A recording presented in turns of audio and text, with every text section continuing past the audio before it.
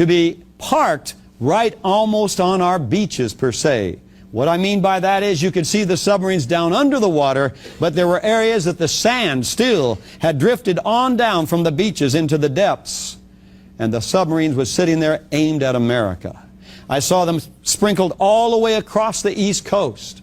When I saw that, my family at that time lived in Portland, Oregon. I was alarmed, of course, and I wanted to look over toward Portland to see what was going on. And as I looked across the continent of the United States of this globe, I saw the submarines from way up by Washington, the top of Washington, all the way down around towards San Diego, poised in the same way all the way along our coast in the north from the Pacific side. Then something else caught my attention. I began to see radio towers going up all across the nation.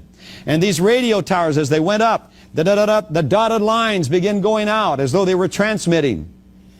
And then there was an alarm went off in me. They're sounding the alarm. We're going to be under attack. The siege is laid.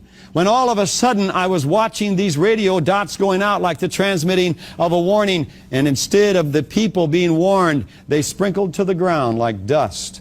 And an alarm went off in me, and I cried out in the heavens, and I said, "Oh God, they won't even know what hit them." And at that time, all of a sudden, I looked down on the eastern seaboard at the submarine was drawn to that one right off from New York City. And I saw the missile come right out of that submarine and go right up and come right over the city of New York, and the entire city disappeared. Then, when all of a sudden, I was alarmed because of that. You would have been too. I looked over toward the United States and I saw something I'd never seen in my life. I had never even preconceived the thought of it. I had always thought that the United States was wiser and more powerful